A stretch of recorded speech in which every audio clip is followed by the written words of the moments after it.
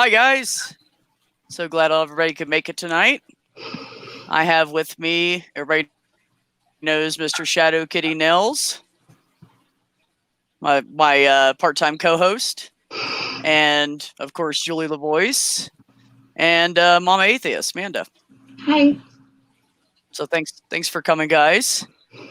I don't know why my banner's not up right now. I don't know if you guys can see it or not. I can't see it. But just so everybody knows, this stream will be about sensitive mental health issues. So be warned that you might have some issues if something pops up that is similar to your issue. So why don't you guys introduce yourselves for anybody that doesn't know? I don't even know who's in the chat. I'm not looking. So Julie, why don't you tell us a little bit about yourself? Hi, my name is Julie LaVoice. I hope I'm not glitching out right now. I was roboting a second ago. I do Wine and Reason on Tuesday. It was Tuesday nights. It's now going to be Tuesday afternoons, U.S. Central Time, because that seems to work for people on other continents a little better. And whoa, goodness, not that, I mean, I have like 40 followers. Not that I have this huge international audience. That's not what I mean. I'm an atheist. I'm pansexual, and it's Mental Health Month, so we're talking about mental health tonight. Yay! And that's it. And there we go. Miss Manda. Hi, I'm Mom Atheist. How you doing? You know what? You're so talkative tonight. I don't know what I'm gonna do to get you to shut up. Look, I don't, that's how I don't chill or anything. I'm just hi. I'm me. That's it. Okay. Fair enough. So, Julie, why don't you tell us about the first time you ever realized you had some kind of mental health issue that was affecting your life? What was that? What period of time was that, and what was that like for you? Okay. All right. Well, the first time I was an adolescent, and my best friend in the world, we've been friends since we were in line for the kindergarten bus together, and this little girl tugged on my sleeve, and I turned around and she said, "Hey, do you want to be best friends?" And I said, "Yes." And that was, because that's how it was so easy. When you're 5, that's the coolest thing ever, right? So we'd been best friends so now we're getting into middle school, right? And she and I are still best friends, and we still are. Well, we still keep in touch to this day. She lives in another state and has an amazing life. But anyway, but there That's was awesome. this. I always, yeah, thank you. It is cool. I always seem to react to things with huge emotional reactions, right? So the first one I remember was somewhere between preschool and before kindergarten. So I was between the ages of 2 and 5. And I remember being so upset. I don't know by what, but it was like my feelings were bigger than I was. And I remember running into my parents' bedroom and slamming the door behind me and grabbing a pink ceramic vase that my mother had and throwing it against the wall, and it broke into like a million pieces. And then I just leaned against the door and breathed for a while, and I don't remember anything after that. Apparently I had several outbursts like that. The next one I remember, I was about 12, I think in 6th grade maybe.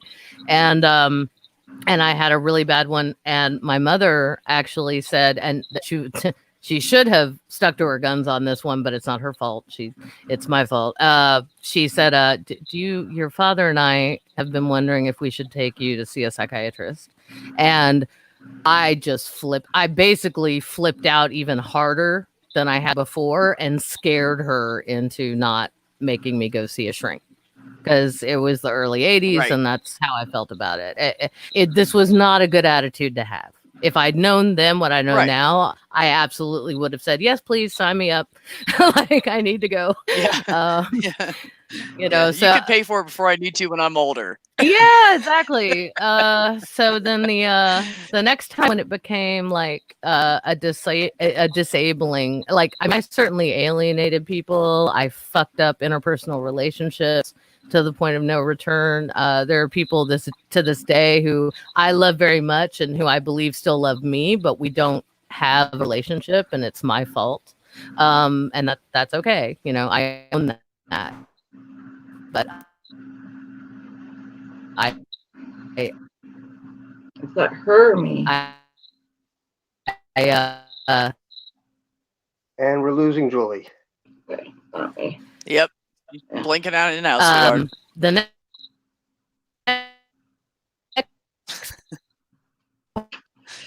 part is we're not getting you, honey. When I started having, you sound like a robot with a low battery. Yeah. And it was really getting interesting. Yeah. It really was too, which sucks. Panic attacks when Julie.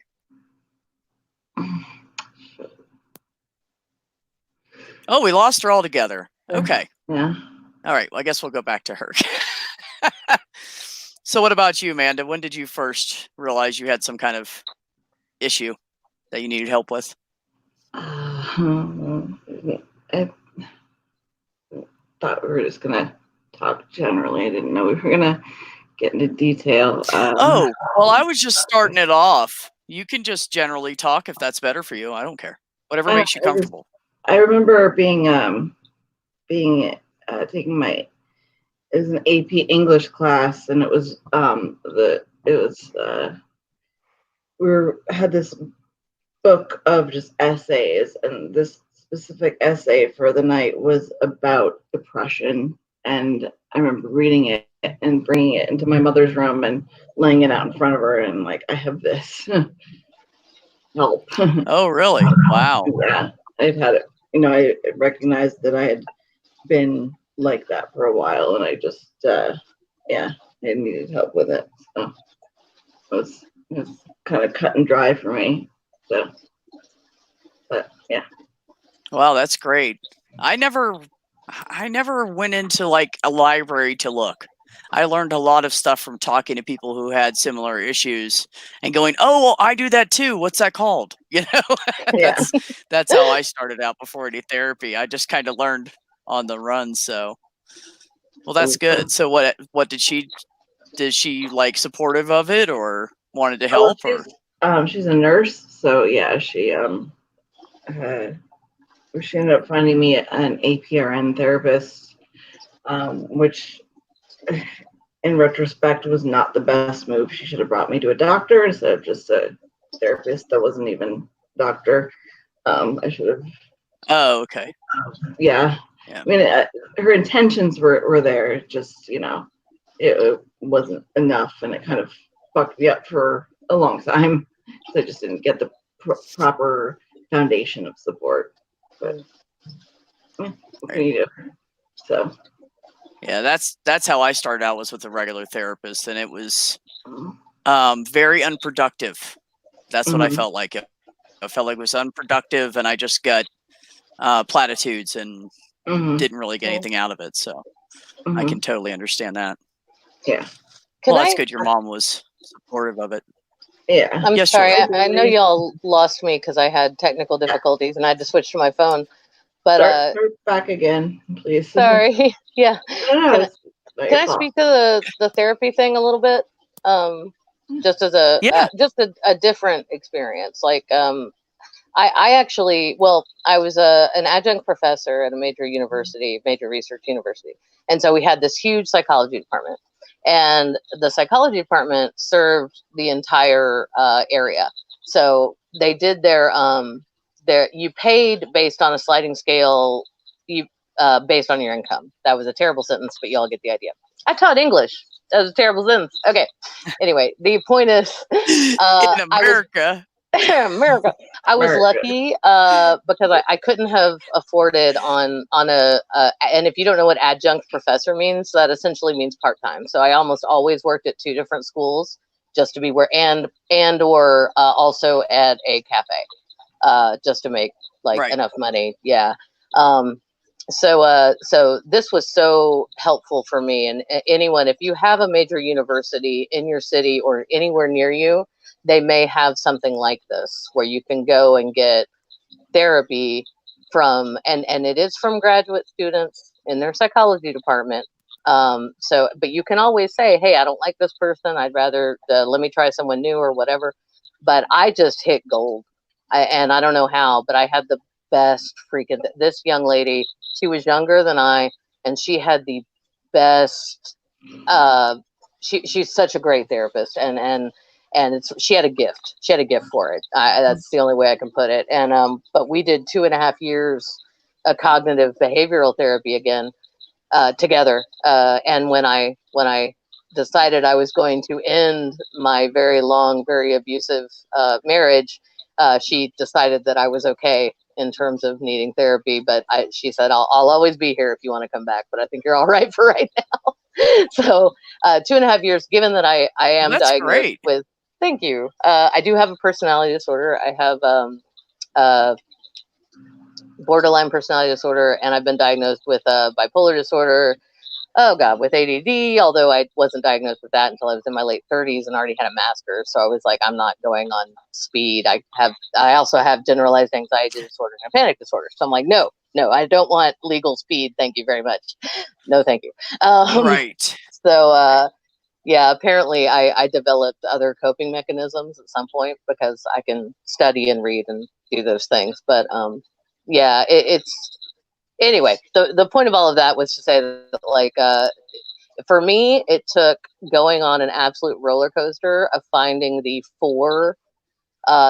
cocktail of 4 psychotropic medications that I take daily now, and it took a few years and 2.5 years of hardcore cognitive behavioral therapy, where I met with a therapist 3 times a week and was doing exercises, and I have a whole binder of shit that I did. So I had that binder. I know exactly what's in that binder. Except I cut mine off.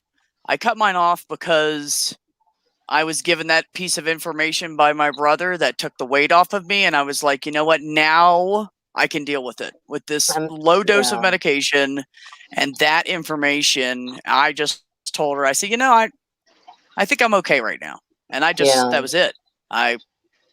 I mean, she gave me a few nuggets to think about, but I don't know. Maybe my heart was never in it. I don't know. Well, but also, like, I once just you never have that, did good with any kind of therapy. That's okay. But like, once you have a toolbox, once you have a way of looking at things, and I think for you in particular, given your situation, and I'm referring to last week, you guys should go back if you haven't seen it. Go back and watch the previous video because it's amazing. Oh God, don't! I was crying.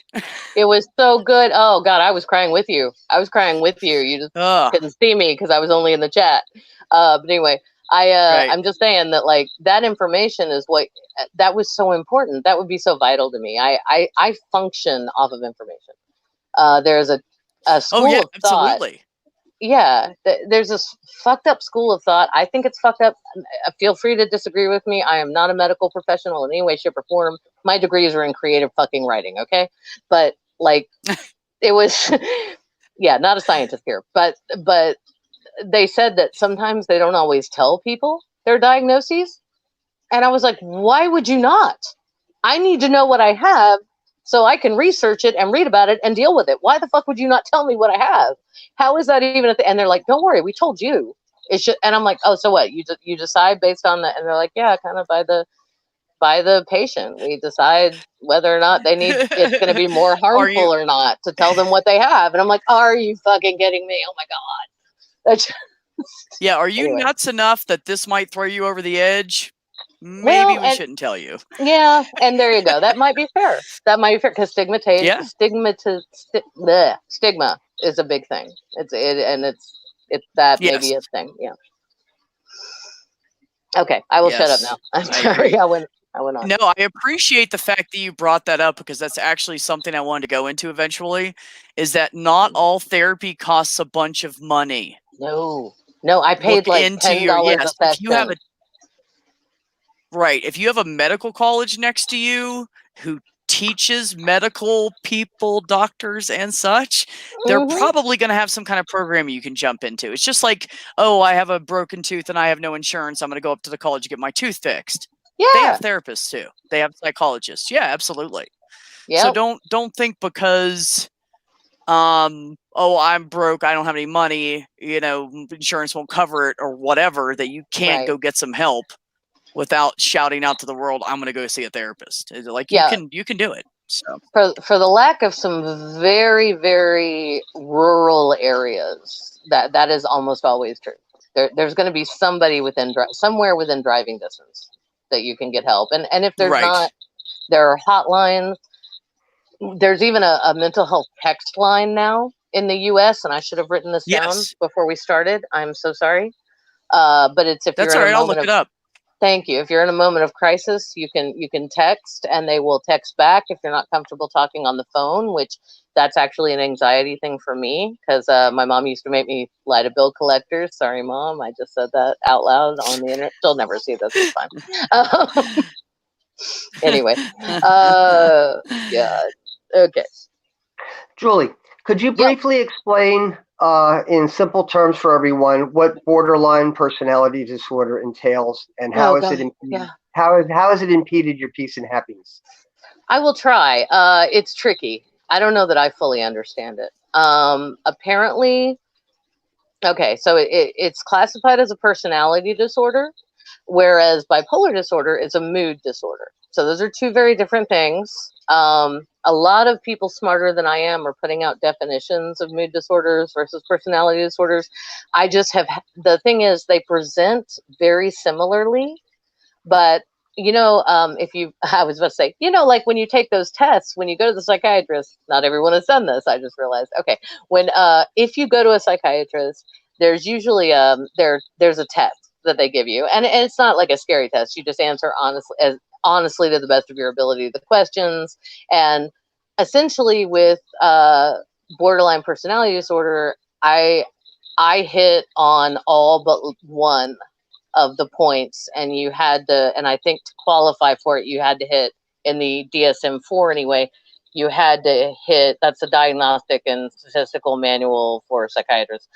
You had to hit at least yeah.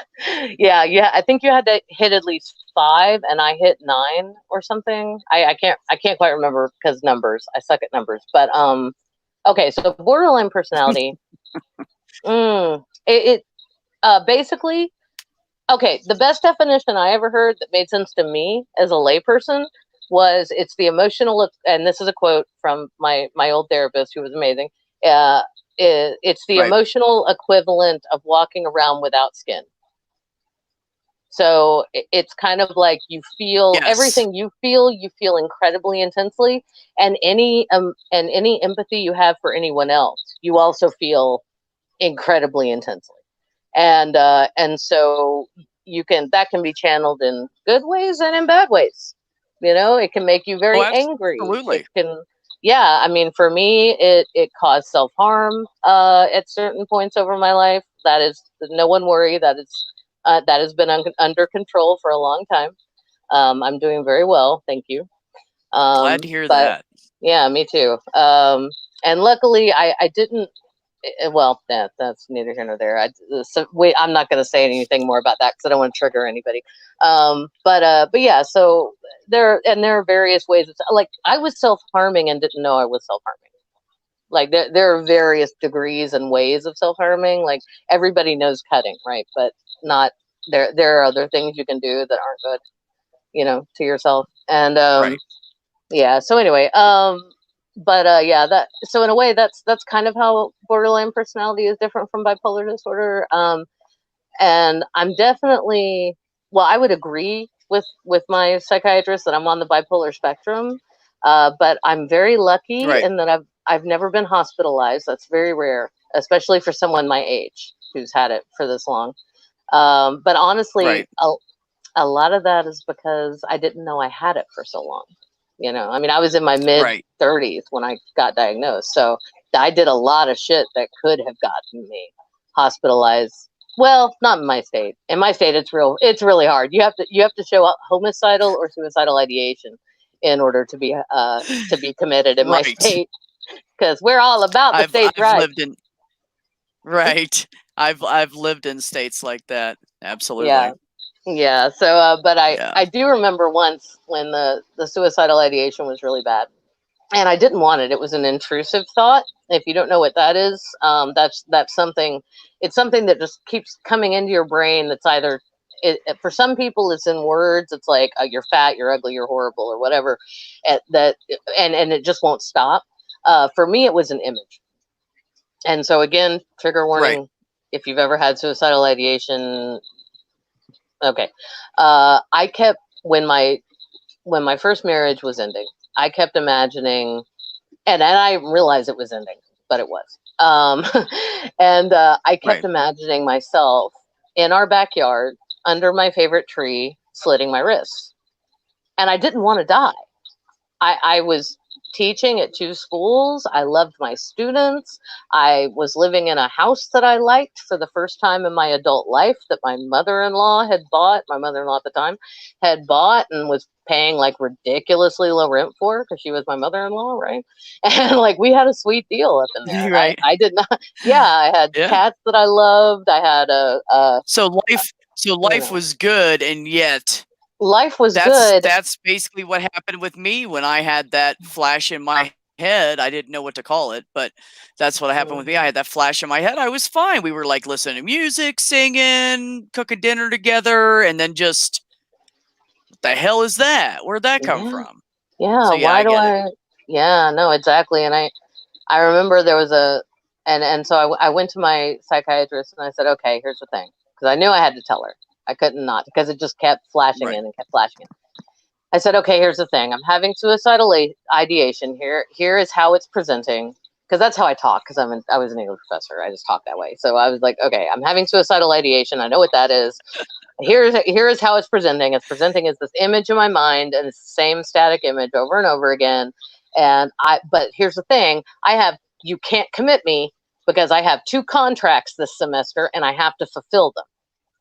And I guess that showed to her that I had enough of that I had a stake in my life, I guess, that she said, you had purpose, you were doing something, you had a path. Exactly. Yeah. And I think that assured her to the point where she thought for a moment, and she said, and just to give you an image of this person, and I will not say her name because that would be beyond rude and wrong, but she looked like a young Audrey Hepburn. Like just enjoy that for a second. Oh my God, yes, she was so adorable. Okay, so she looked. Yeah, it was all like I was like, you can't develop a crush on your therapist. That is wrong. Because that's wrong. Okay, anyway, so I didn't develop a crush. Laws about. Yeah, there are rules for sure. Yeah, no, and I told her. I came out to her like in the second session, because I was like, you need to know like that you're really fucking cute. I didn't say it like that. I said it more professionally, but I was like this. So you know, I like all the chocolates in the box. Anyway, so the point is, I told her that, and I said, you can't commit me. Yeah, it's another quote from our family. I have things to do. Don't commit me. Right? I have things to do. You can't commit me. And she said, I won't commit you if you come to our session next week. And I said, deal. And I showed up at our session next week and the week after, and she didn't commit me. And basically what I figured out through talking it out with her in a very safe space was the bit of Catholic doctrine that had stuck with me more than anything else. And I hadn't considered myself a Catholic, Beth, since I was 17 years old and read the Bible and went, fuck that God. That God's vile. I need a nicer one. Yeah. And so I hadn't considered myself a Catholic or a Christian in a long time. I was like 33 at this point. But apparently the no divorce thing stuck. That was what stuck. Like I'm glad that's something other people do. And my first husband and I weren't married in the church. We were married in a neo-pagan ceremony.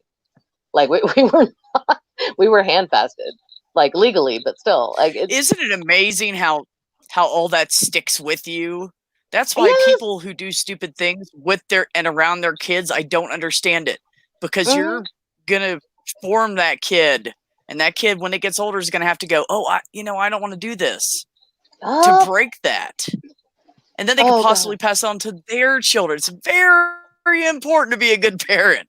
Very important. It really is. And the thing is, my parents thought they were doing the absolute best that they could by me, by raising a good Catholic child. They believed that. They still believe it. And it's it's really hard when they're also the victim of bad ideas. And so anyway, but yeah, that was the thing that I realized I had to just get past. And then I left and told him I wanted a divorce, and I left. And we were also we had a girlfriend at the time. We were also trying out polyamory, and discovered that was not for me. That's not, no disrespect, guys. I wish I could love more than one person at a time. I think that's amazing. I think that's freaking beautiful. I just don't. I tried, and it didn't work out. Yeah. The sex was fun, but I probably could do it. Yeah, the rest of it I couldn't do. And she's a lovely human being, and she did nothing wrong. So, anyway, so I went back. I had to move back in with my parents. Trying to fit your 35-year-old life into your 17-year-old bedroom, not easy. Not fun. No. No. But I was so lucky that I had them there, and that they were like, oh no, come on. And then my Roman Catholic parents tell me, we are so glad you divorced that man. I was like, wow. Why didn't you tell me sooner? It's already hard to do that when you don't have any mental health issues, but when you do, and you have that fear and anxiety, and change is usually bad, and to do all that and get a divorce, dealing with all that, it's difficult. That's how a lot of people get stuck in abusive relationships.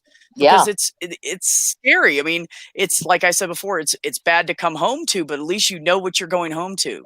There's no doubt or maybes or ifs. When you go home, you better get the dishes and the laundry started and cook dinner, or you're going to get beaten. But you know that. And so people stay. As bad as that is. That's what happens. Did we lose Amanda altogether? Or? I hope not. I think she's just muted right now. Oh, hey, Amanda. Oh. Sorry. If I'm talking too much, just tell me to shut up, because I talk a lot. Well, I was going to talk to her, but I thought she left, but then I never saw her come back, so I kept waiting. So I'm here. Okay. So my question is did either one of you ever get to a point in your down point of mental health hill? Did you ever say, I want to turn back to religion because I need something to help me through this? I actually did once. Yeah, I'm not proud of it, but I did.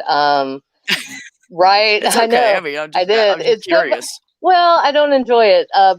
So what happened was, or as we say in my town, what had happened was so I'm going through my divorce. It's traumatic as fuck.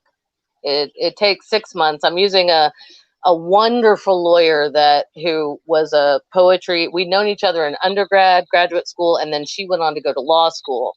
So I've got this badass attorney who's also an amazing poet, who I've also known since I was like 18. So there could be no more comfort level with my divorce attorney, right? And we didn't own shit. I was a teacher. He pretty much never worked. There wasn't anything to, it was a very uncomplicated divorce, but it still took 6 months. And so I'm going through this, and I'm also mourning the more than over a decade of, my life that I've spent with this person, and all of that. And also and also realizing the extent of how fucked up I was from that relationship, because domestic abuse, kids, doesn't look like it does on TV. You don't always realize it. There can be years between incidences. I mean, I could tell you all a couple of creepy stories, and you'd be like, why the fuck did you stay? And I'm like, well, because that one happened in 1 year, and then for 6 years he was awesome. I don't know what to tell you. Like, it's just, shit is weird. So I think I forgot your original question because I got off on a tangent. I'm sorry. So you at some point in there did consider going back to religion for support? Yes. Right. Okay. So in the last year that we were together, he had realized he was an atheist. We'd both been practicing neo-pagans, and then he finally realized he was an atheist. And I was like, no, I totally see the logic of it. I get it. You know, and I realized I was too. But then the divorce was happening, and I just sort of went, I can't do this right now. I can't have an existential crisis in the midst of another existential crisis, if that makes any sense. Right. Like, I mean, I was busy like changing my name and doing all this shit. Right. So did you end up going back to church, or did you like pick up a Bible? I did not. I made started going to a goddess class that a priestess friend of mine was having periodically. Junk Shop even went with me once because he was an atheist, but you know he doesn't care. Like he's like, well, hey, if you're not, that's not true. He does care. But his big problem is with Christianity. Like he doesn't. The neo-pagans aren't threatening us, you know. And in fact, this person was actually my matron of honor at our wedding, at mine and Junk Shop's wedding. So that was nice. But so I started going to a goddess class, which is all about like exploring, like learning about goddesses throughout world mythology, and also exploring her in a goddess and woo woo woody woody woo. And I hope she never sees this because I don't mean to make her feel bad, but there's a lot of woo. Anyway, but it's just not. It's not your thing anyway, so it's not my thing anymore, but it was very helpful at the time, and it was very empowering at the time. So I just kind of needed, I don't know, I knew at one level that I didn't really believe in this stuff anymore, but at the same time I wasn't ready. I wasn't ready to let it go because there was just too much. It was priorities. It's too much other trauma is happening right now. I can't do this. So and then I was 40 and listening to a Tim Minchin comedy bit and laughing along with all the jokes about Christians, and then he said something about homeopathy, and I was like, oh fuck. Being the butt of the joke is not fun. And yep, he's right about that. Damn it. And then like 2 days later, I was like, I think I'm an atheist. So that's how that happened. Right. Yeah. So I did go back. So, I went back for a bit. So Miss Manda, same question. Is there any low point that drove you to think about going back to some kind of religion? So there was no going back for me. I never really believed. So, yeah. Yeah, that's okay. I was raised in the Catholic Church on my mother's side, but I didn't. Yeah, I never really believed. So there's no turning back to that or anything like that for me. Unfortunately, or fortunately, depends on how you look at it, I guess. Sorry. Yeah, it just depends on how you look at it, I guess. Right. So I would say fortunately now.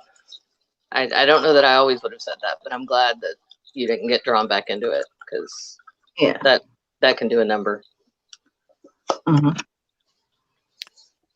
But yeah, sorry. So Nels, I know. Oh, I'm sorry. Go ahead, Amanda. Yeah, I apologize. I'm sorry for the disappointing answer. That's all. No, it's not disappointing. It's still an answer. I was just curious. Wish that was my answer. Because I know a lot of people have leaned on religion when they've had tough times, whether it's in their life, mentally, someone's abusive, whatever it's been. People have tend to lean on religion. I think it's the easiest thing to lean on. You can just walk in the door and be like, "Oh, I'm a Christian." So I know it's easy to lean on that. Some people use friends, some people use therapy, some people have other coping mechanisms, some people use religion. So I was just curious, since we're all a group of nons. And Nels, I know I asked you that question before, but do you mind answering that again for anybody that did not catch that last time? Indoctrination to religion? That part? Yeah, I mean, how didn't share it with anybody. But I been piecing things together from my childhood, and why would I at 15 years old suddenly become a Jesus freak, which was the cliche term at the time. But tracing back, 6th grade, my sister ran off and eloped at 18 years old. And my father freaked out. I saw a portion of my father's personality that I had never seen before, angry and vitriolic and scary. And shortly after that, also in 6th grade, I started to develop OCD, big time OCD. And this is back in like 1969, 1970. Everybody knows what OCD is now. It's almost a household word. Yeah. But at that time, it was just, and my mother saw this behavior, and she would just like, "You're really sick," Like I was just to ridicule it was the only solution, but it didn't make it go away. But I think what part of it was that since my father didn't have control over his little girl anymore, the pride of his life, that he was going to double down on, I'm not going to let this happen again. And he got very strict, and everything was a very controlled environment, and it scared the crap out of me. So 2 years of OCD, now I'm in 8th grade. Now I hit the Jesus freak thing, and I kept it very quiet. I kept it to myself because that would have just been another thing to make my classmates ridicule me and target me and everything. So I was kind of like the closeted Christian. Right. And then 9th grade, I started smoking pot, and oh baby, that was a game changer. That was very liberating. You were a cool kid. I waited until I was 19, and then I was like, why did I wait so long? Oh, I started way before that. But anyways, that's neither here nor there. So how long did you stay in religion, and do you really feel like it helped you deal with all of this OCD and anxiety and all this crap? I don't think the religion. I think the religion just coincided with the OCD because, my father being as strict disciplinarian as he was, that's like, don't do anything wrong, make sure everything's perfect, and I think it was just fear of my father that brought that out, that everything, and then as an escape mechanism, it kept me busy. Interesting side note, who was it? Howard Hughes. He was notoriously OCD. Oh yeah. And I read something somewhere that when he was an aviator, he had a couple of terrible accidents, and he may have had chronic pain. And the OCD may have been a thing just to distract him and take him away from the fact that he was in physical pain all the time. Yeah. So it's like, well, what triggers the OCD? Where does this come from? You're trying to get away from some facet of thinking or feeling. Absolutely. So I'm still a bit OCD. Yeah, no, that's fine. There's some, I think, ritualistic behavior is just very common in the human condition. I mean, like to this day, for example, Beth and Mom Atheist, let me know if this is the same for you. But there are moments when I have to stop myself from starting to make the sign of the cross, right? Because if I'm passing an accident or an ambulance goes by, or I did that until I was about 24-ish. Just it was a habit, but at the same time in my head, I wanted that person to like somehow know I was hoping that they were okay. And I never did like, oh, I'm praying for you. No, I just was like, oh, I hope you're okay. I would just do that. And then eventually I was just like, why am I doing that? I don't even believe in that. Right? So I just realized it, and I went to do it a couple times, and I just stopped myself because I was like, I don't even know. Then I felt like I was lying. Yeah, that's the big reason why I stopped so quickly. I felt like I was being deceitful to anybody who would see me and myself because I didn't believe in that.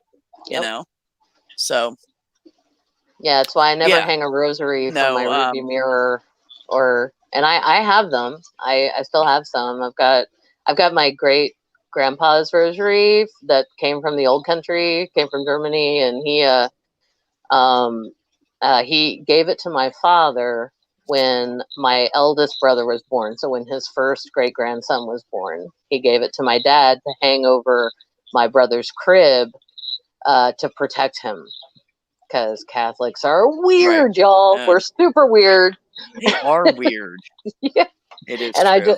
I just said it's hard. I have a really good friend who happens to be Jewish and he's Reformed, but he tells me all the time, he's like, "You are so culturally Catholic," and I'm like, "Fuck you, I know." Don't tell me. You're the one who honey, doesn't. I'm sorry. Just take a deep breath. It'll all be okay. You'll get over it one day.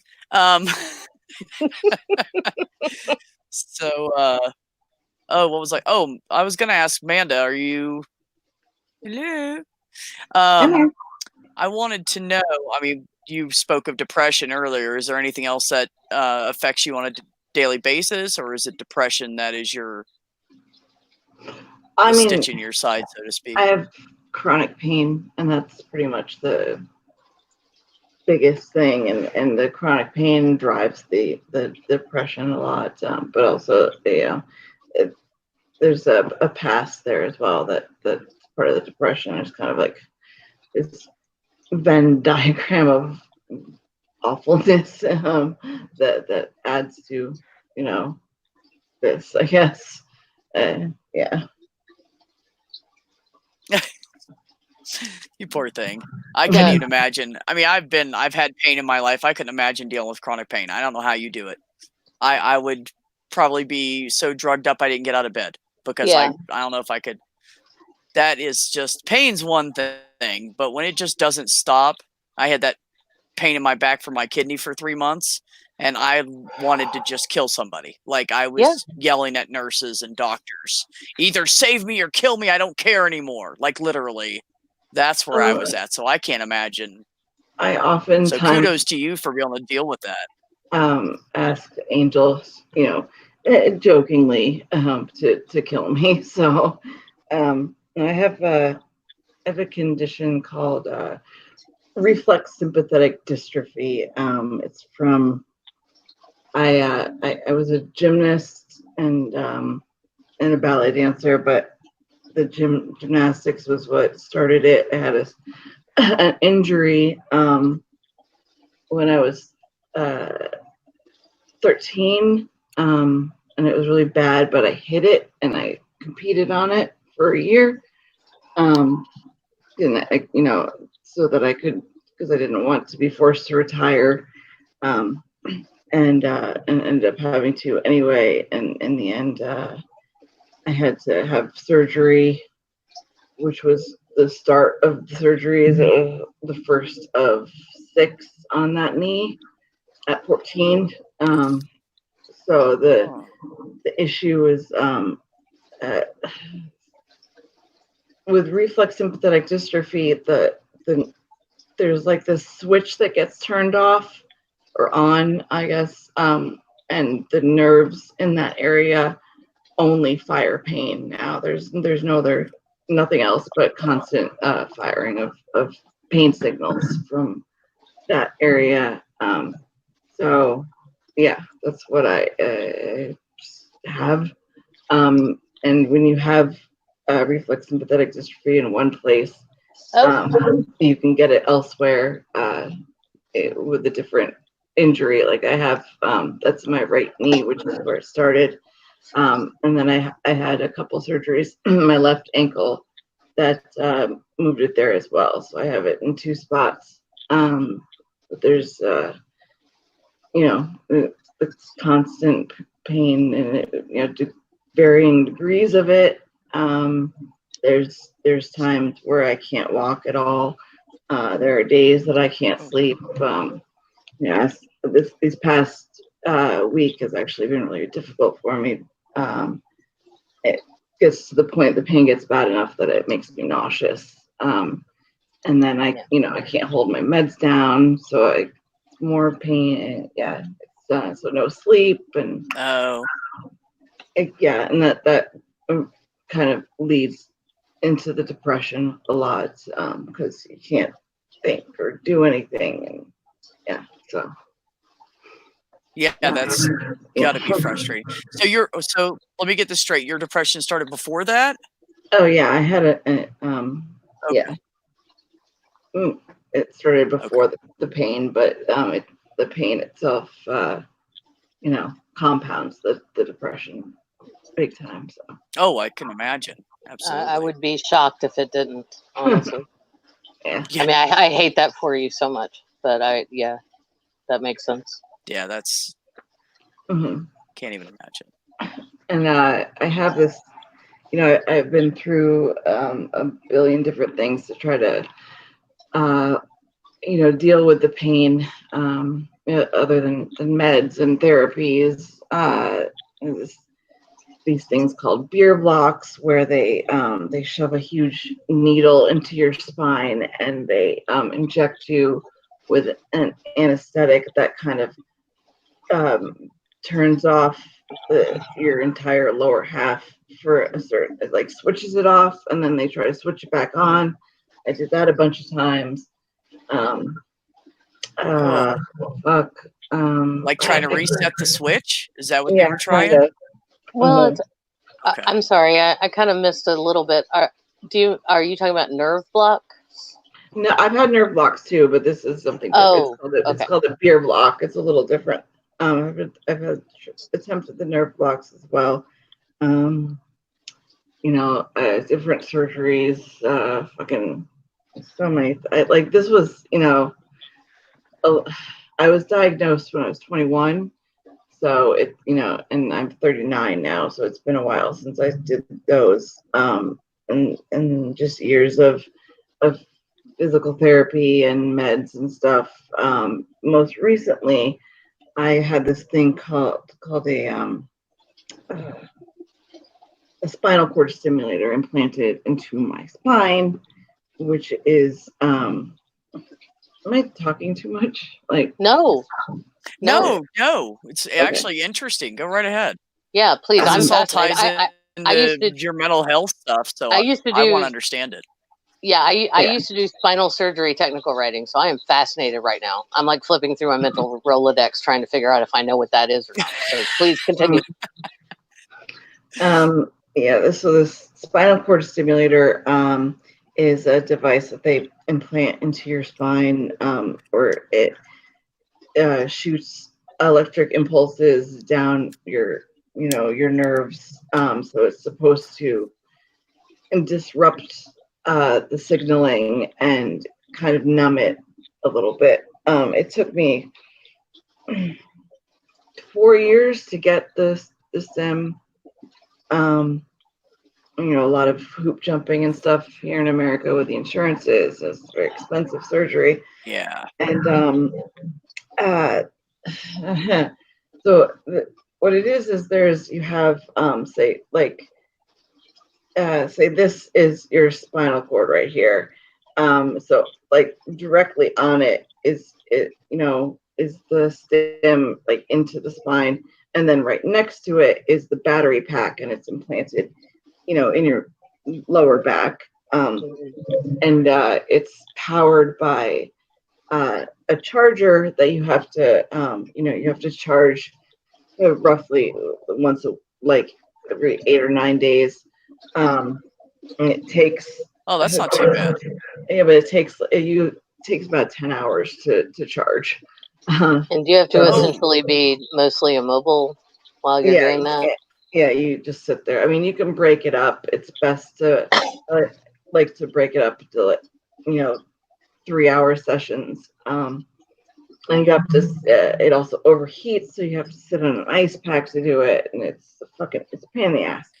But my charger died, and the company. In fact, it was the third charger that I've gotten for this product. I've only had the stem for about 1.5 years. The company that makes the hardware went bankrupt and went under. So it's dead. Damn it. Yeah. I have a dead device in my back. That's what I've been dealing with. And you would have to pay more, I imagine, to have it removed and have a new one put in. The insurance doesn't want to do that right now. Of course. They also don't they're giving me a hard time with replacing it. So I have been in an enormous amount of pain for about a month and a half. It's been really bad. So that's contributed to my depression a lot. And like Robbie will tell you, this past week I haven't slept doing the throwing up thing because the pain's been so bad. So that's why I'm in and out here with the camera and stuff. I'm sorry.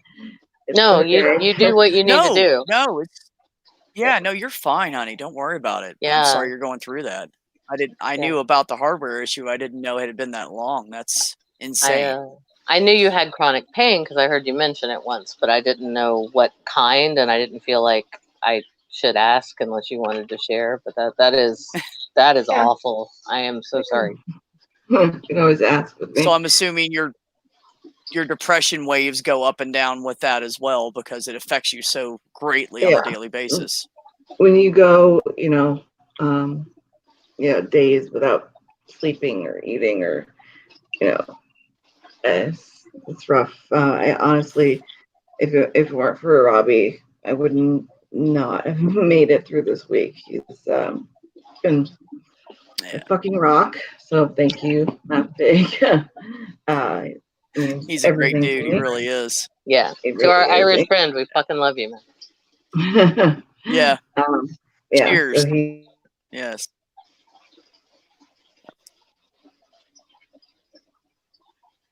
Oh.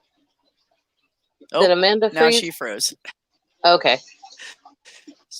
So what do you think about all this, Nels? Yeah, give me a little input, buddy. Chronic pain is a terrible thing. I've had bouts with it, and it will definitely bring your mood down.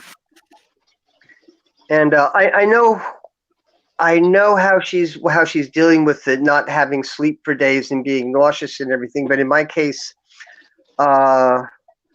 goes back about 16 years ago, and without going into too much detail, I experienced what we would commonly call a nervous breakdown. And at that point, it was like there was no sleep regulation. There was I was just an emotional roller coaster, and it's a terrible thing to have to go. If you go 3 or 4 days without sleep, you get very weird. Well, we can die without sleep. Things, and you're actually like hallucinating at that point. Oh yeah, absolutely. If you've ever experienced micro naps, yeah, me too. That's a creepy thing. It's like you think you're fully awake, and then suddenly you see like dark shapes like running across your field of vision, and you're like, "What the fuck is that?" And it's like, "Oh no, I was." It's like pareidolia going wild. Yeah. I mean, insomnia is there. There is a point. There's a point where it's just annoying. There's a point where it becomes downright dangerous, and that's one of the things. I gotta say, this is a terrible thing to say because we've lost, I think, 80,000 roughly Americans at this point to the thing that must not be named. But the vid. The vid. The vid. There we go. Before I was furloughed, I was working from home because my company was based in Europe. They recognized the danger earlier than we did, and they were like, "Go the fuck home, work from home."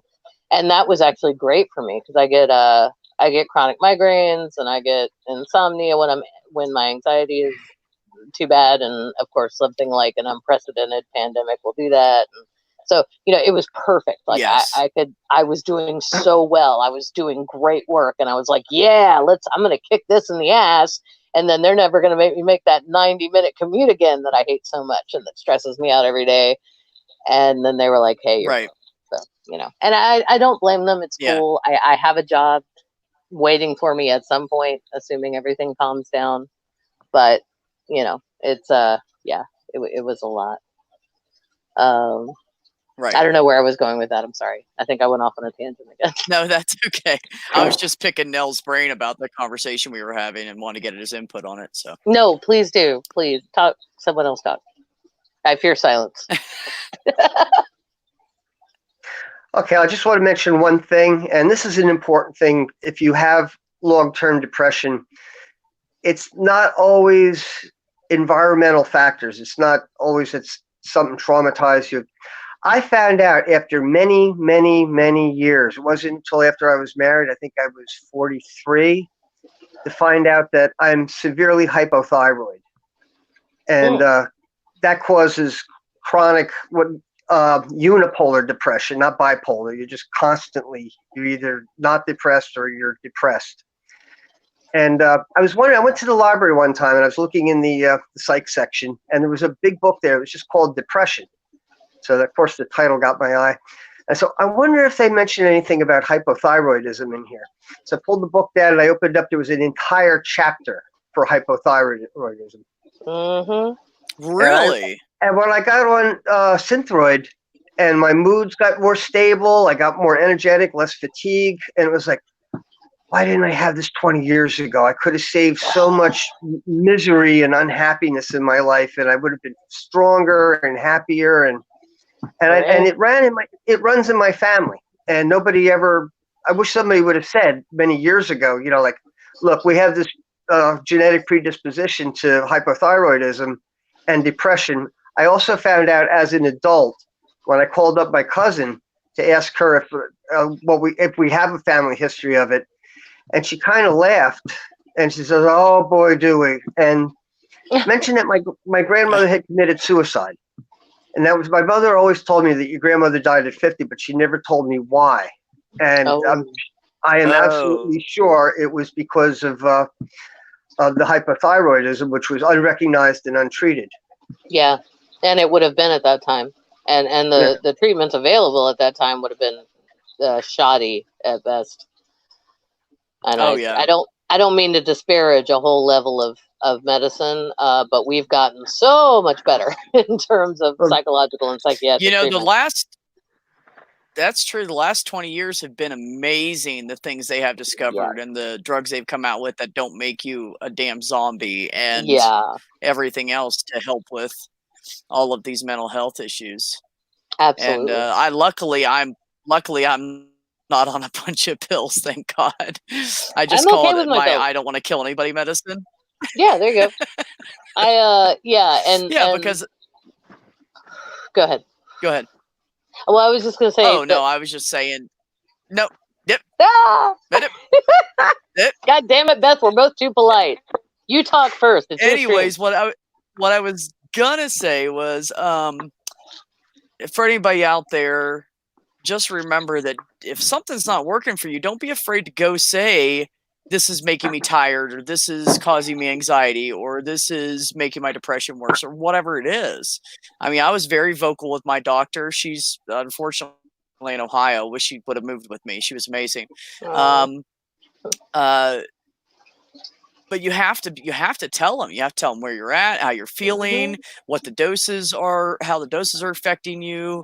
You know, they're not going to look down on you. They're there to help you.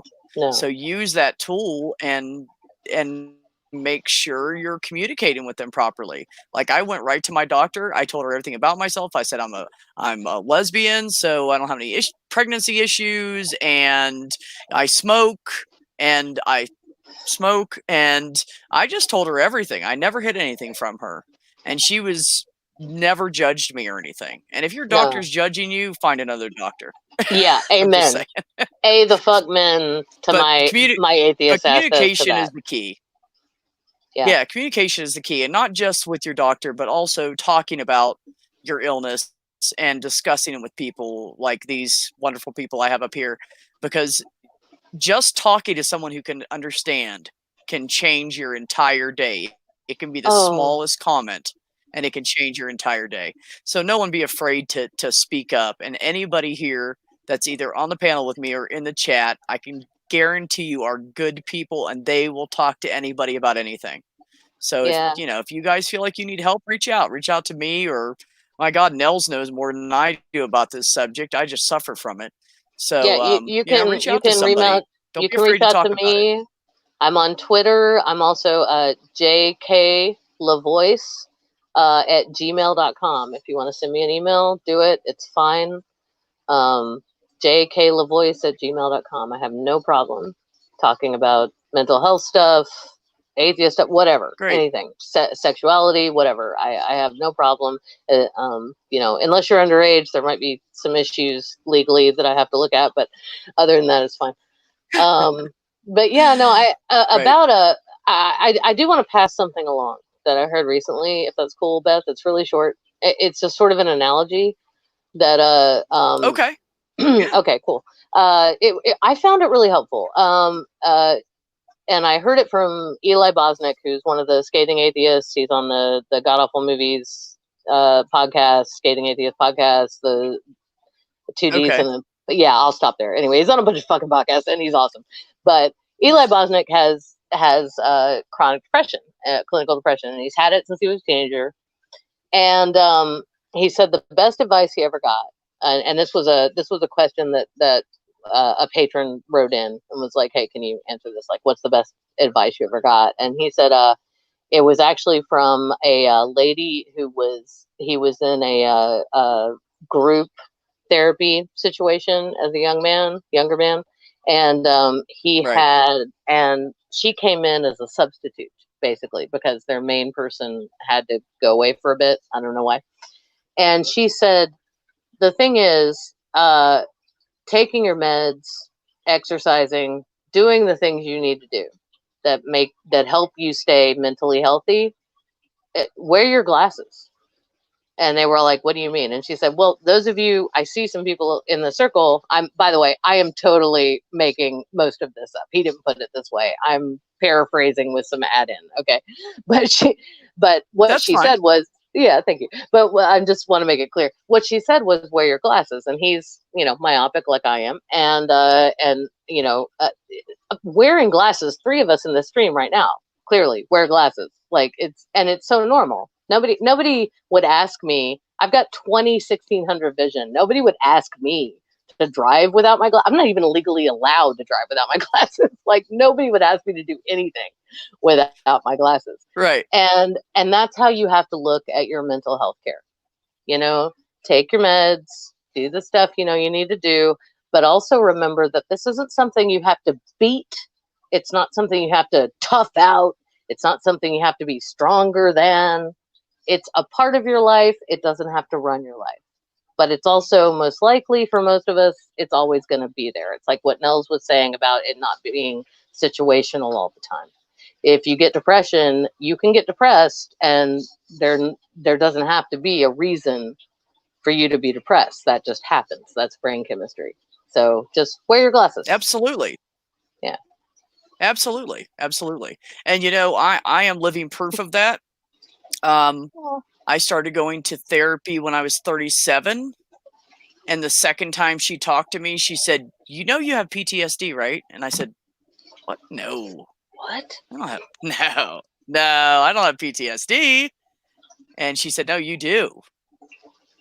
So that was a big thing. But yeah. I forgot where I was going with that. Oh, but no, sorry. I was saying wear your glasses because it's normal. Oh, I know. Thank you. There you go. That's exactly what I needed. So I am living proof that you can try to ignore it. You can shove it under the rug. Mm-hmm. You can sweep it out the door. And when you wake up the next morning, it's still going to be there. It's going to be haunting you, and it's going to make your life miserable. I mean, you can ask anybody who knew me 15, 20 years ago. I was the most miserable, angry bitch. I was just a bitch. People would say something to me. I go, what? What do you want? Over anything. I would just snap at people. And I hated myself. I hated my life. I hated that it was there. Instead of embracing it to a point, and taking the steps I needed to take and admitting that I needed help, I was too damn hard-headed, and I lived basically, hold on, I don't want to lie, 23 years of my life miserable. 23 years of my life angry and miserable and living lies and hiding things. So do not do that. It doesn't go away. It's going to be there when you wake up, and it's going to be there when you lay down at night and close your eyes, and you can't stop the crap going through your head. 2 votes. Don't be afraid. Yeah, don't be afraid to take a little bit of medicine. I mean, don't get crazy and, take 10 different kinds and go to different doctors and don't get crazy or anything, but don't be afraid to try something. Try it on a low dose and see if it helps you. Don't be afraid to do that. It doesn't mean you're a piece of shit. You are not crazy nutballs. We're not psycho. We don't need to be wrapped up in a rubber room. We just need a little bit of help to guide us through the daily basis. Yeah, and please, daily bullshit. Just as a tagline, I lost a friend to suicide 2 years ago. Just please give your meds time to work. Don't. Yes. There's a lot of warnings about how antidepressants and certain oh gosh, and I'm forgetting all of my medical knowledge at this moment that I learned writing for. Anyway, doesn't matter. Point is, take your meds and have a support system in place when you start, and give yourself time to adjust. And it's okay. You are not less than. You are not unworthy. There is nothing wrong with you. It's just kind of part of how you are, and that is all right. That is fine. Yep. I mean, you can still. I'm fucking awesome, frankly, and you can be fucking awesome and have a string of weird. I mean, look at all of us. Yeah, we're just great fucking. Look at everybody's great fucking people. We are loving, beautiful people. You're not a piece of crap because of it. No. Sometimes some people need different help. Like all of us atheist, agnostic people, we have mental health issues. Christians lean on God. We lean on the reality and what physically is going to help us. Yeah. Coping mechanisms could be an amazing thing. And I want to say something about that real quick. Actually, I meant to talk about this last stream. With my anxiety, I have pretty much beat my anxiety. It flares up here and there. But this is what I do, because I realized it was taking control of my life. So I said, no, this is my life. So I get mad at it. I get mad at it and I tell it to fuck off. I say, no, I respect that. Literally, I say out loud, no, you're not going to ruin my day. This is my day. It's a beautiful day out. I'm going to go outside and I'm going to have fun, and you are not going to ruin it for me. And I cuss it out. And I did that for about 2 years, and it lessened. And I cussed it out more, and it lessened more because I took control over it. And it's hard. I mean, I'm not going to say it's easy. I didn't start doing that until a few years ago. But I told it to fuck off. I tell people that all the time. Tell it to fuck off. And they're like, what? But I have anxiety. Well, tell it to fuck off. Don't let it control you. Yeah. There's some things we can't change. You can't change flashes in your head of trauma. You can't change PTSD. You can't change depression. But with things like panic attacks and anxiety, I've been there, and I cussed its ass out. I have chronic generalized anxiety. It helps me. And it still hits me. I actually had an anxiety attack today when I couldn't do math about our freaking time zones, which is not hard math, by the way. But that's how my anxiety affects me. I want you to do that next time. No, but I want you to do that. I mean, don't do it out in public. Some people think you're nuts. But if you're home and it happens, fuck off at myself. But no, but honestly, walking down the street going fuck off. Yeah, it's not a good look for Memphis. Not a good look. But I want you to try that next time you're home. Just anybody, if you have anxiety, just tell it to fuck off. Yeah, well, tell it to fuck off like an asshole you don't want in your life anymore, and walk away from it and try it and see. Let me know how it goes. I will, but there are lots of ways, to work with it. Like, I love what you just said, Beth. I absolutely love it. And what I do is I look at my mental health, or my mental ill health, I guess, the issues that I have with it. This is a part of who I am. It's a part of my life, but it's not my life, and it's not all of me. It's not everything that I am, and that's an important thing to focus on. Thank you. Yeah, and honestly, like, cognitive behavioral therapy helped a lot with that. Like, I can now identify when I'm like, okay, this is telling you you're not worthy, that you're fucked up, that you're ugly, that you're fat, that you're whatever. You can stop listening to that now and just let that go. I can't believe I'm wearing a tank top on your stream, by the way. that's a big thing for me. So, well, you try to hide the tattoos? I don't see any issue with it. No, I don't try to hide the tattoos. I've tried to hide my arms because they're chubby, and I don't. I know, whatever, right? It's stupid. I agree. It's stupid. And I'm like, no, fuck that. You know, like my partner is, you know, tells me I'm hot all the time. That's the person who has access to my body, you know, that I'm willing to give that access to. That's really all that matters. Like, it's fine. That's true. What about, I don't know if I put Nels? that as Do well. you I'm gonna cut you off because I know how you are, lady. Thank you. I'm gonna ask Amanda next because I think she's taking a little quick break there. Nels, do you have any coping mechanisms you use for all this crap that you deal with?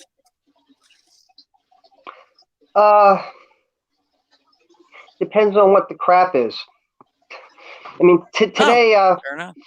Today we went to go for a walk. My wife was like, "Get out of the house, get some fresh air." And we got 2 blocks away, and I saw people, and I could feel the fresh air coming in under my mask, and I felt very vulnerable. And it's like, I have to go home. I can't be out here right now. And it wasn't like I could yell at it and like, I'm going to overcome this anxiety. It was like, no, just go home. I saw your tweet about that. Yeah, that's a little different. Yeah, sometimes that's different when it's public related than your own crap. Yeah. But as far as coping mechanisms, I don't know. I just, I have a cat. I have 2 cats. Shadow is kind of like an emotional support animal to me. And he's a great help to me. And my wife says it's amazing that I'll lie in bed and he'll come up and he'll lay on me and start purring. And within 30 seconds, I'm off to sleep. Whereas usually I have very difficult, I have very bad sleep problems. But the cat really kind of, so even if I'm not around him and I can think about like, well, you know, you go home in a little while, you get to hang out with Shadow, you know, and that kind of helps get my blood pressure down a little bit. That's good. That has actually been documented. I used to, my first technical writing job, I'm not going to say the name, but it was for a psychiatric journal. And it has been documented that something about a cat's purr releases dopamine and endorphins in humans. So if you have a bond with a cat and it's sitting on you and purring, you're going to feel calm. You're going to feel good. And that's actually been, they've done studies like that. That's actually a thing. And I'm sorry, I can't cite my source without revealing a former employer. So I'm not going to do that, but actually, you can look it up. It's funny you say that, Nels, because my cat, every night when I lay down, he lays down next to me and he's got to be touching me somewhere, and he purrs really loud, and so well, my female cat does too. But he's kind of imprinted on me. Yeah. So he will, I lay like this, and I'll have my hand out or something, and he'll put his paw on my hand and fall asleep like that. Oh. And it's kind of comforting, you know, just like a little paw. He touches my face too, like he's trying to pet me. It's weird. Oh. I mean, I don't know what's up with this cat, but he's like either hyper intelligent or he's repeating what I do. But anyways, but it is comforting. Mm-hmm. Yeah. Yeah. He holds my hand. Yeah. He'll put his paw on my face and just lay it there. And I'm like, what are you doing? But he's just trying to touch me. So, I miss my cats. So speaking of which, I want to ask Amanda about her dog. And if that helps her through anything. Oh yeah, Amanda, we love your dog.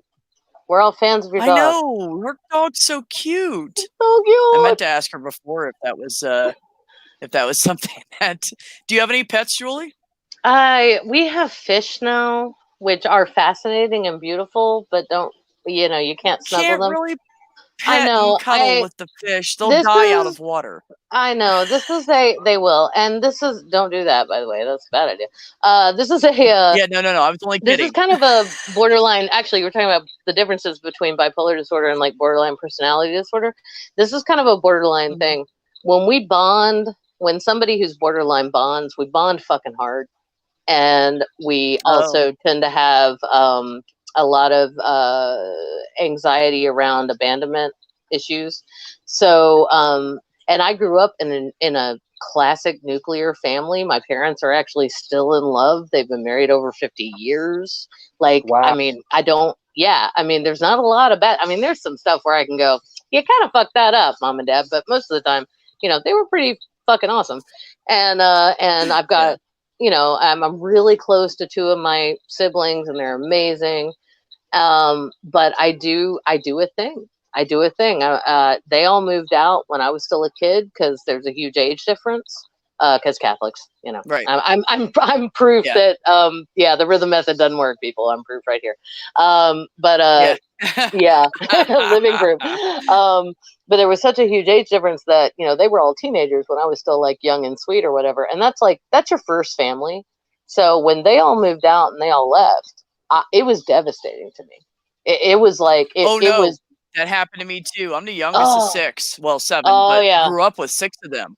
And they left me, and I had everything on my shoulders. It was horrible. It was horrible. I mean, suddenly I had more chores, and I missed everyone at a heartbreaking level that, and I was like 8, and I couldn't deal with it. And so we had this dog when I was growing up named Gus, who was amazing, super intelligent, lab, German Shepherd Doberman mix, American mutt dog. He was amazing. So fucking smart.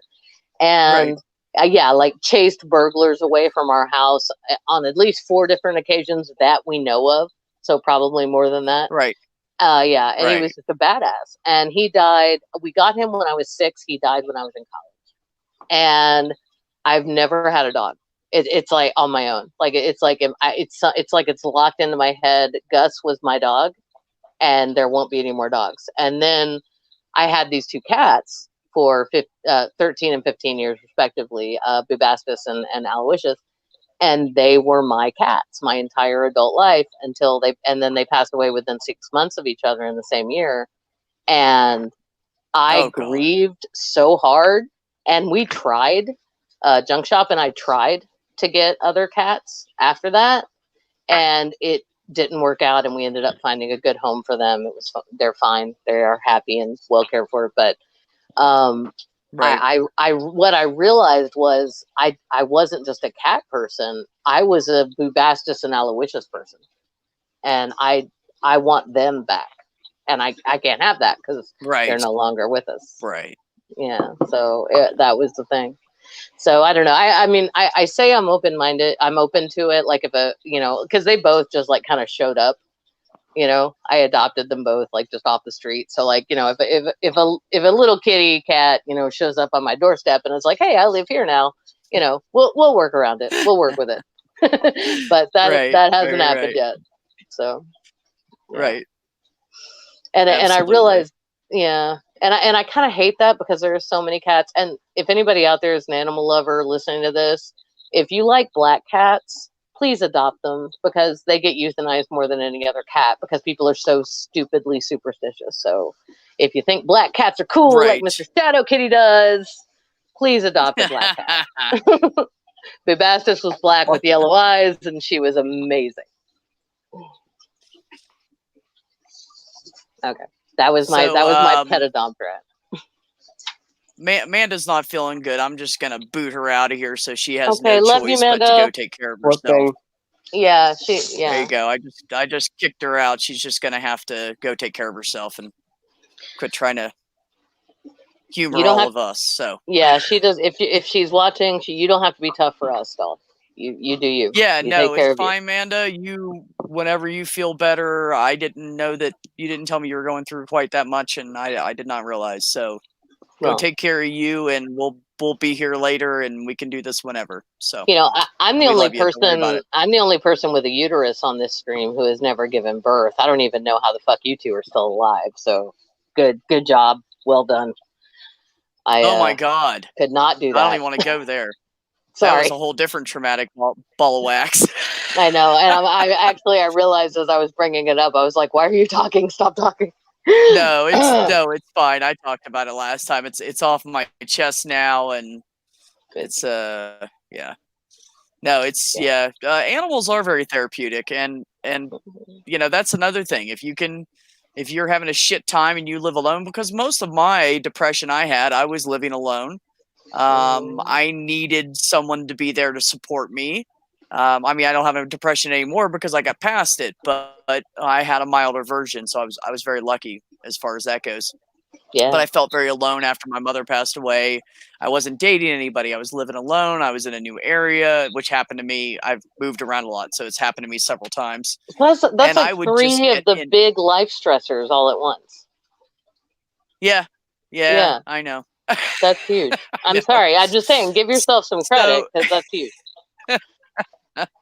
Yeah, so, I found myself just going to work and coming home and sitting on my couch and just, I would turn the TV and not really watch it. And if I did, it was a funny show that was happy, and I was trying to not realize the shit my life was, because I didn't have any knowledge about it. I didn't understand that I needed help. I always just saw it as, well, it's all because of the car accident.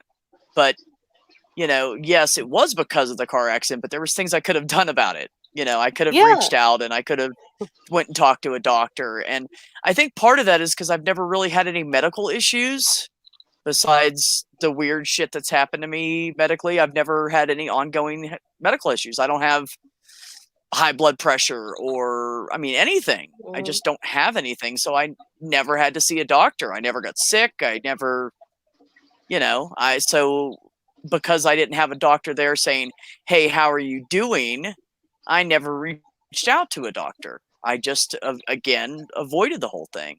And I, like I said, I ruined years. I lost years of my life due to mental health issues because I never did a fucking thing about it.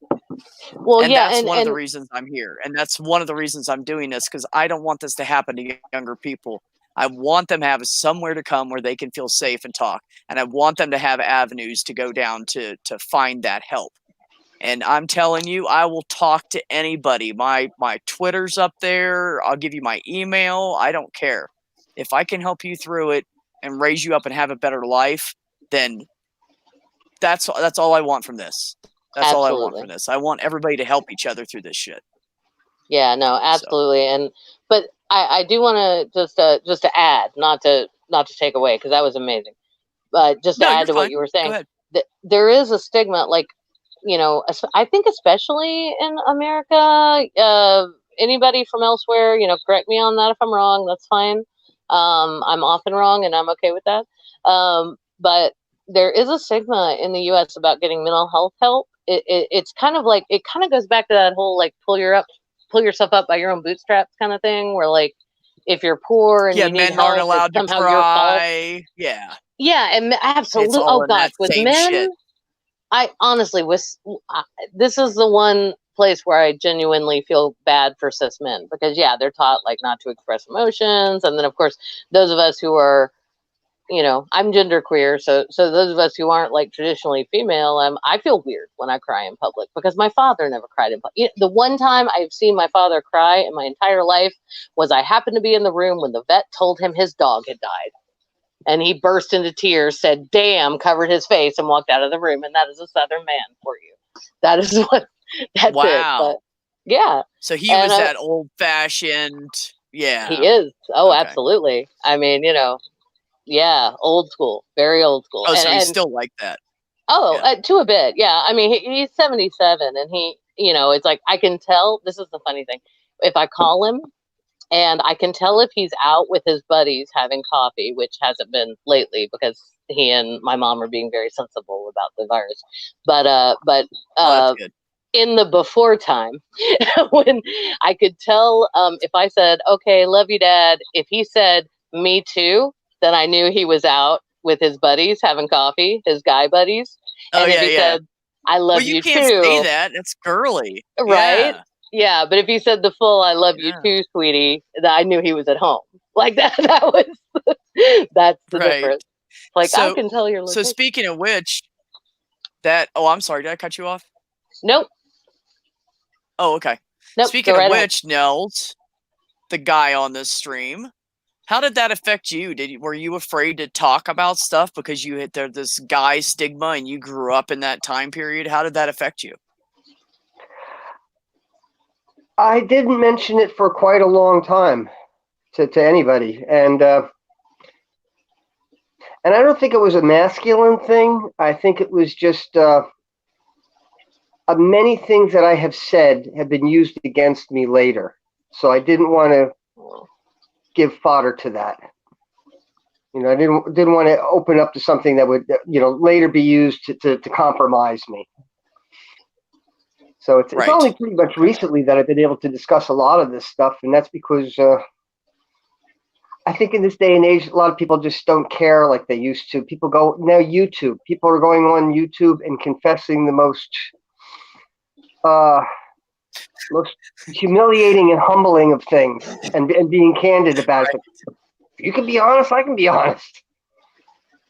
Right. Right on. Yeah.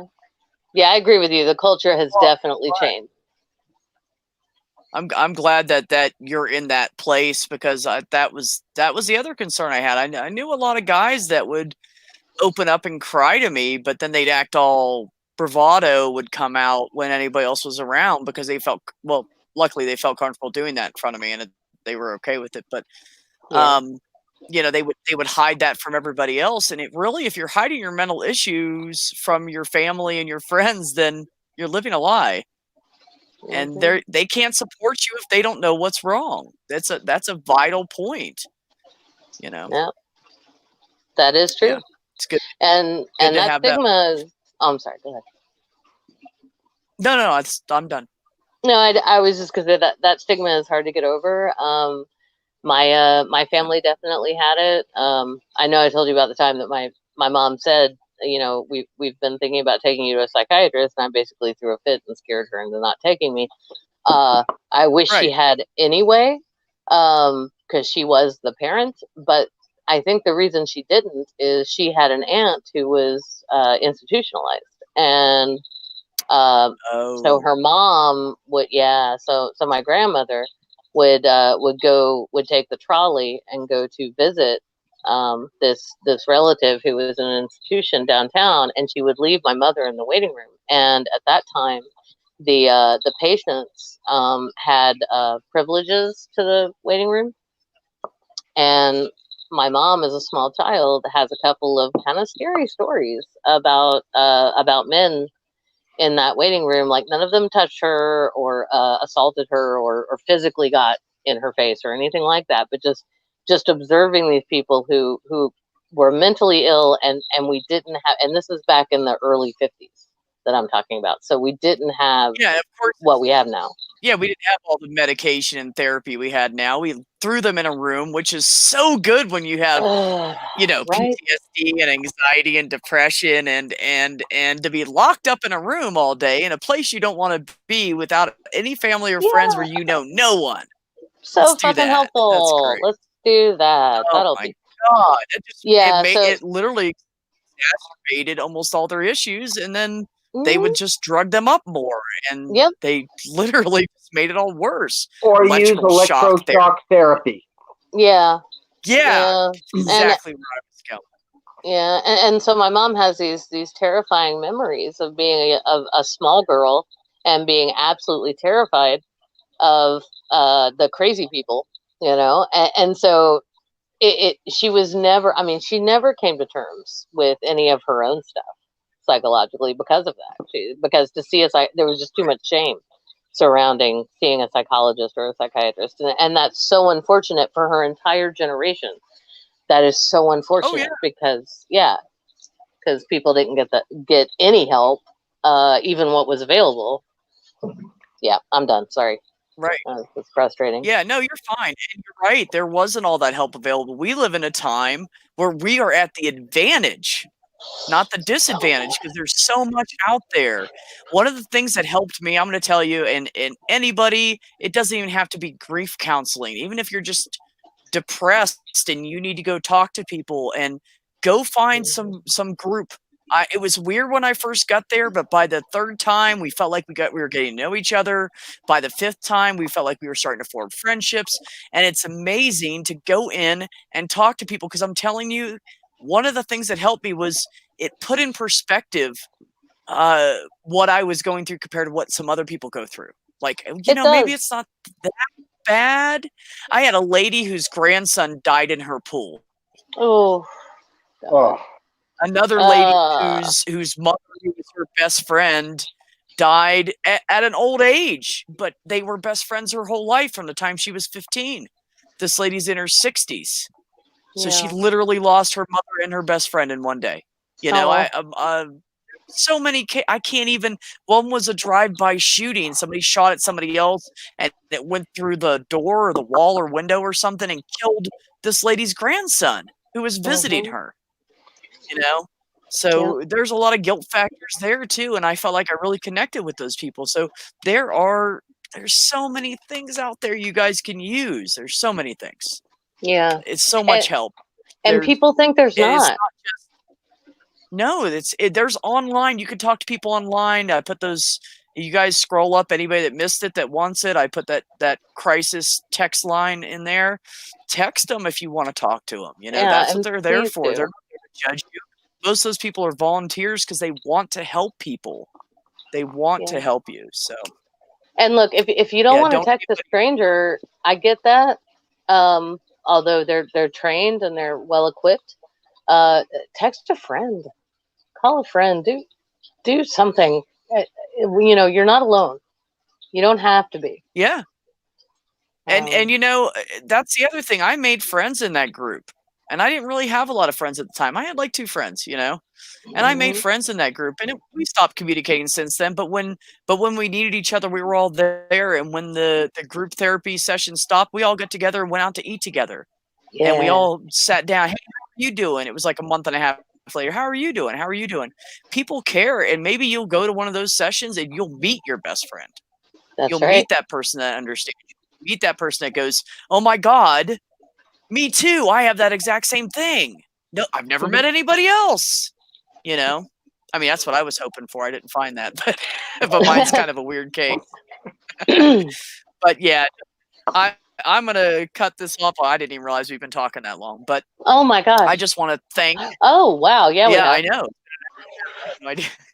I want to thank Mama Atheist, Amanda. I'm sorry you're feeling horrible to this week, but thank you so much for trying to come on in spite of your pain and everything you're dealing with. And Julie, thank you so much for joining me and Nels. I really appreciate it. And it was nice talking to you and getting a different perspective and meeting another person who has this crap and cares about other people, like my buddy Nels up here. So yeah, thank you so much. And thank you for having me. To everyone. Hey, anytime. It's my privilege. Anybody in the chat, like we said, if you guys need to talk to anybody, reach out to us. We're all over the place, Twitter and Discord and emails, and there's no way you can't find us somewhere. So everybody, thank you for stopping by, and have a wonderful evening, and take a deep breath. And if you need help, don't be afraid to shout. And to quote your brother, I hope one day we may all be friends. Oh, nice. Yeah. Shout out to Richard. I love that he said that. Yeah. Yeah. Peace out, everybody.